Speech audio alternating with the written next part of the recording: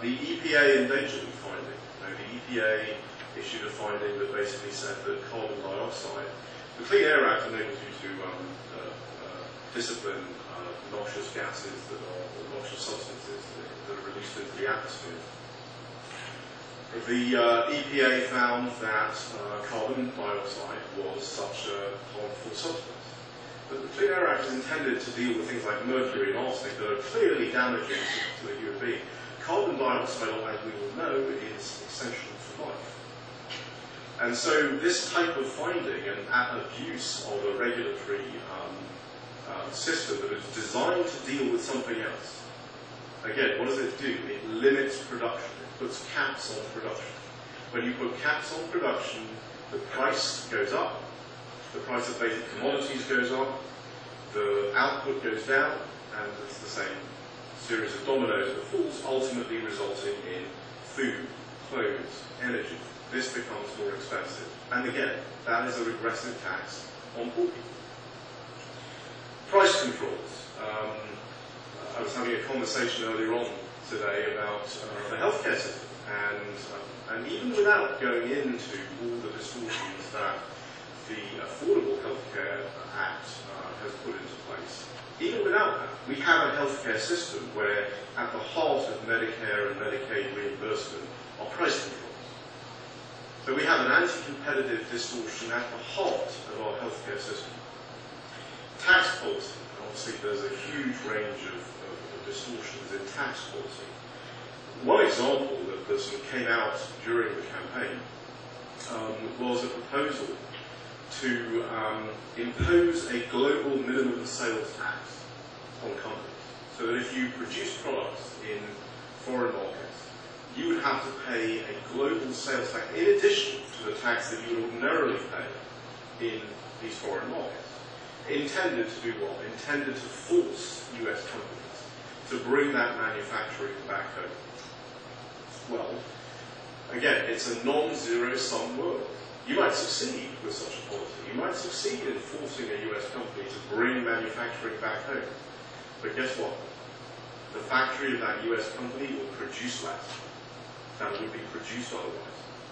Prices will go up, competition goes down, output goes down, inefficiency, losses to the global economy as a result of it. The only way such a system would work is in a zero-sum world, where you can play games like that. But these economic forces are not forces that we can play around with and control.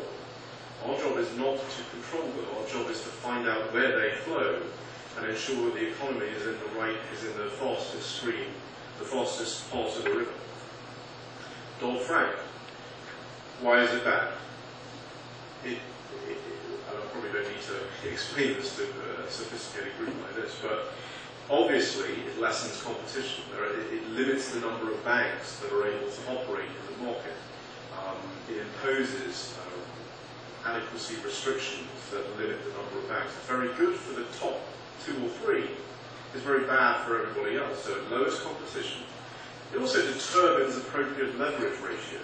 So again, you're getting into the business. You're telling people how to run a banking business. And that is why it is bad, because it distorts the ordinary competitive forces. And I'll say just one thing about the fiscal crisis, because Dodd-Frank was obviously a response to the fiscal crisis.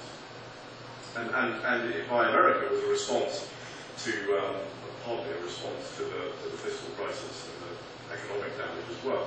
But I'll just say something about the fiscal crisis. What caused the fiscal crisis? There were many causes. There were many reasons for the fiscal crisis.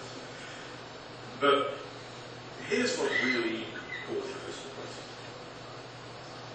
First of all, you had tremendous anti-competitive government distortions all over the world, particularly in China.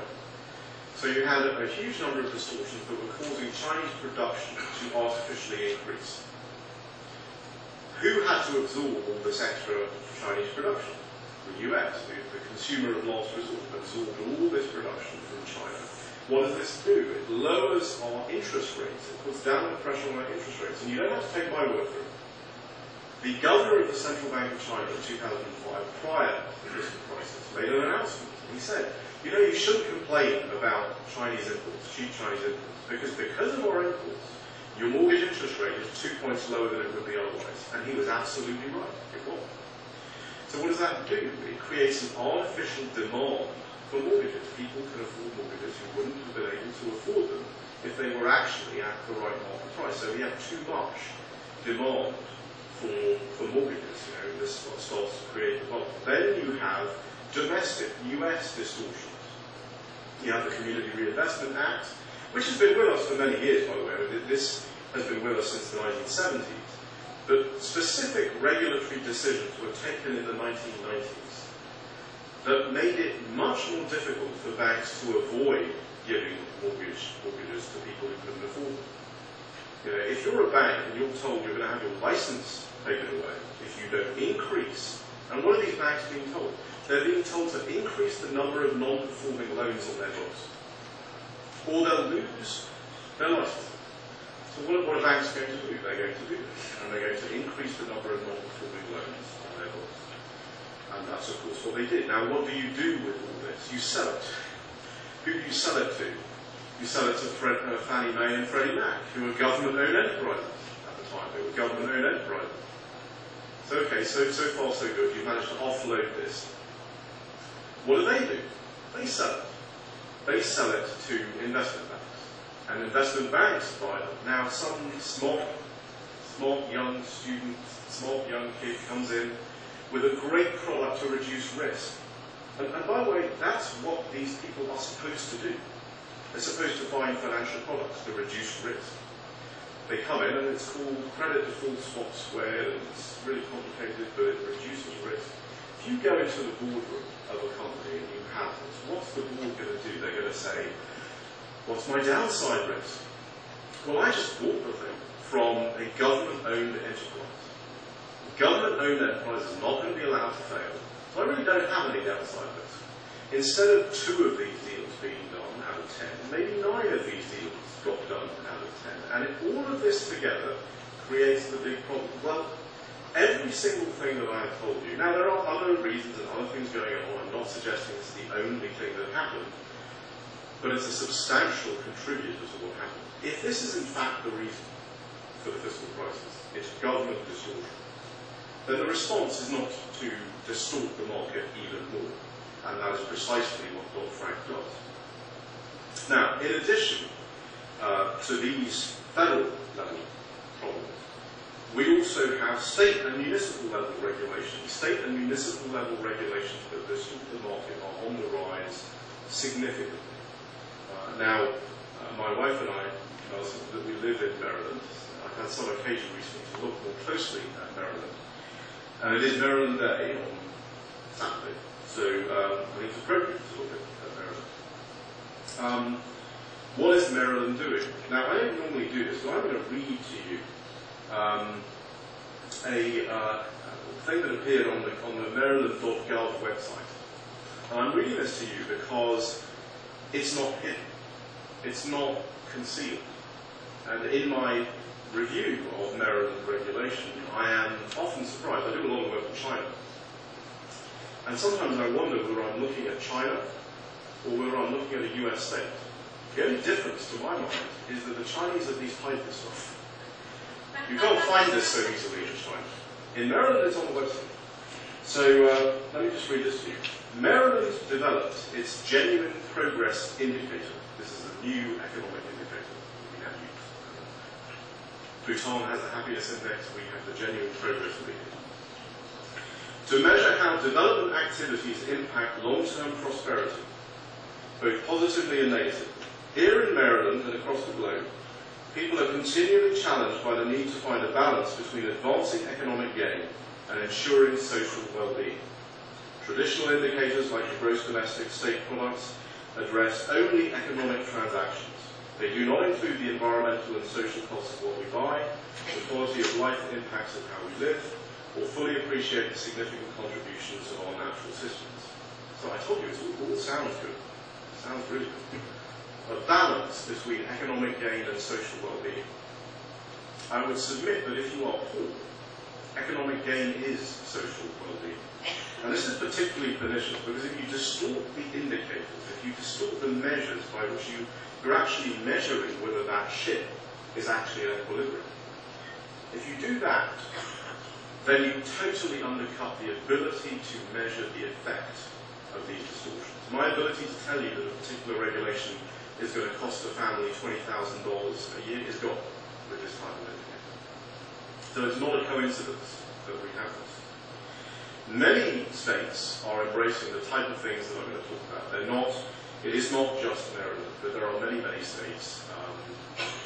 I'm sure the governor really talked to us at length about Massachusetts, but Maryland, California, Illinois, there are other states that are doing very much the same things that I'm going to talk about, and the results are very clear.